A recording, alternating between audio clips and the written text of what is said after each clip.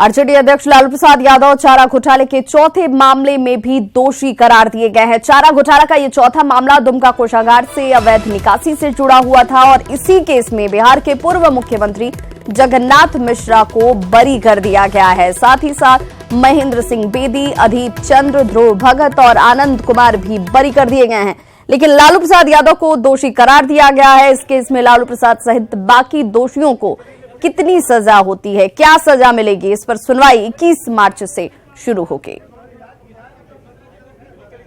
तो आज इन्हें दोषी करार दे दिया गया, लेकिन सजा कितनी होगी, क्योंकि जो धाराएं इनके ऊपर लगाई गई हैं वो धाराएं 409। ऐसे में यह कहा जा रहा है कि इन धाराओं को बाबत बड़ी सजा इस वक्त हो सकती है। हालांकि सजा कितनी होगी इसको लेकर इंतजार करना होगा। 21 मार्च से इस पर सुनवाई होगी सजा के बिंदु पर, और उसके बाद किस तरह की सजा सुनाई जाती है उस पर सबकी निगाहें टिकी हुई हैं।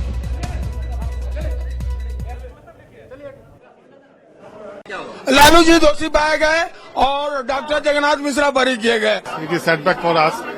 We are expecting this. We will get the relief in this case, but unfortunately, Lalu Prasad has been convicted in this case. So, what will be your next move? Will you wait for the total term of the sentence which has been pronounced by the court, or will you move to the High Court right now? No, this is not a stage to move before the Honorable High Court.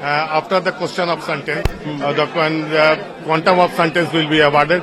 Thereafter, we will move. So अब इस फैसला को कुछ लोगों को रिहा, कुछ लोगों को सजा, इससे मामला बुझाता है पेचीदा हो गया। बीजेपी या जदयू वाला अगुए से बोलता रहता है जो और लोग छूटेंगे, लेकिन लालू यादव को सजा होगी। फिर से जगन्नाथ मिश्रा को रिहा किया गया है। तो इस पर तो मैं पहले से इसके पहले के फैसला में मैं बोल चुका हूँ। से अजब है नरेंद्र मोदी, अजब है नरेंद्र मोदी, आई नीतीश का मेल, अजब है खेल। और फिर उसे दोबारे हो गया जगन्नाथ मिश्र रिहा और लालू यादव को जेल। एक आदमी के जेल, एक आदमी के बेल, ये है नरेंद्र मोदी का खेल। धुआं होता है लालू जी पर, जो अभी बड़ा बवेला मचाए हुए हैं ये लोग। तो लालू जी को दलितों के मंदिर प्रवेश में जेल में हैं।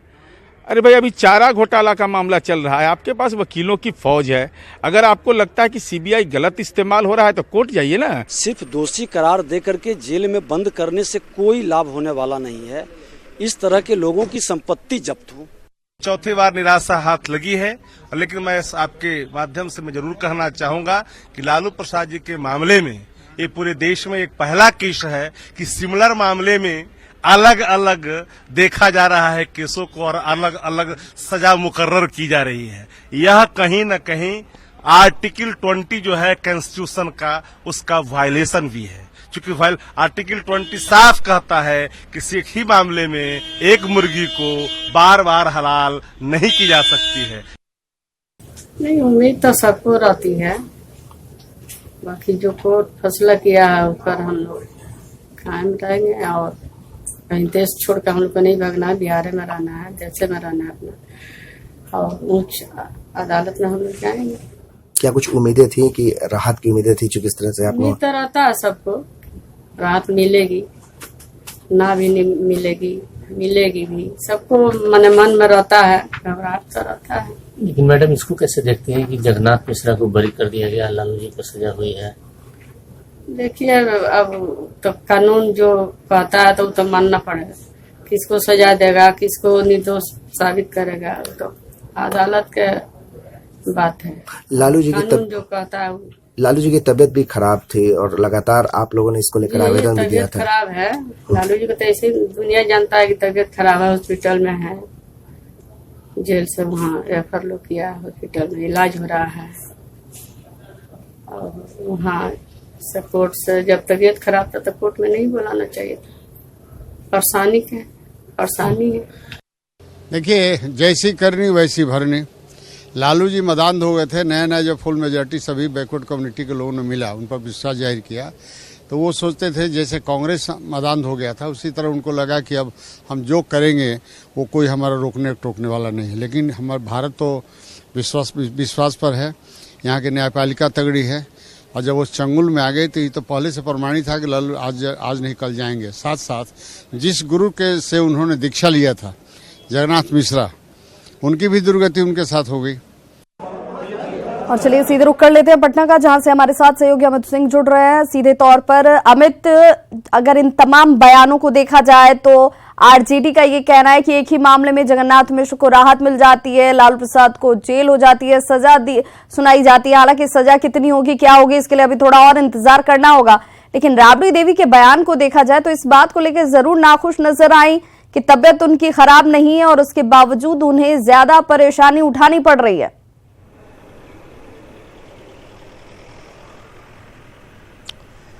देखिए विभा, जैसे ही ये खबर लगातार वो न्यूज 18 बिहार को देख रही थी, टेलीविजन पे काउंसिल में बैठी हुई थी राबड़ी देवी, जैसे ही वो खबर आई कि जो जगन्नाथ मिश्रा है उनको बरी कर दिया गया, तो उसके बाद थोड़ी सी चेहरे पर मुस्कुराहट थी।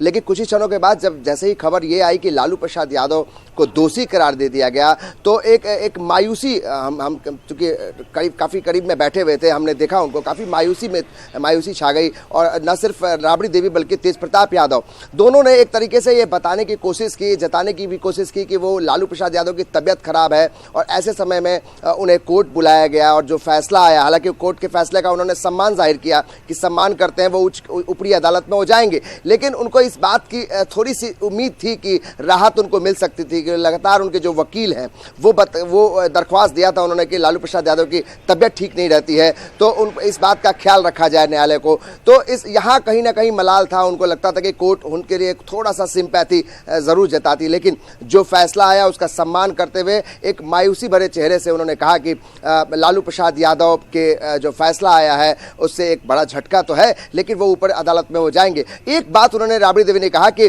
वो देश छोड़कर जाने वाले लोग नहीं हैं। तो कहीं ना कहीं एक अंदर में जो वेदना है राबड़ी देवी या फिर लालू प्रसाद यादव के जो परिवार वाले हैं उनके अंदर जो वेदना है, गुस्सा है, कहीं ना कहीं वो झलकती है कि अगर आप देश छोड़कर नहीं जाने वाले हैं, यानी लगातार बार बार झटके पर झटके लिए जा रहा है जो लालू प्रसाद यादव का परिवार है। चारों मामले में अगर इस तरह की सजाएं और होती हैं और 2 और मामले आने वाले हैं, तो कहीं ना कहीं पूरा परिवार जो है सकते में है। और ऐसी परिस्थिति में राबड़ी देवी का यह बयान आप समझ सकते हैं कि किस तरीके से वो बताता है कि पूरा परिवार वो संकट में है, क्योंकि जब परिवार का जो मुखिया है उनके ऊपर एक संकट का पहाड़ टूटा है। और कह सकते हैं कि जो फैसला आया है, अगर इसमें 3 साल से ज्यादा की सजा 21, 22, 23 को जब इस पर सजा सुनाई जाएगी, अगर 3 साल से ज्यादा की सजा होती है विभा, तो स्वाभाविक है कि वो बेल जमानत नहीं मिलेगी, ऊपरी अदालत में जानी होगी। अगर 3 साल से कम की सजा यानी 3 साल तक की सजा मिलती है तो राहत की बात आप कह सकते हैं। लेकिन जिस तरीके से तीनों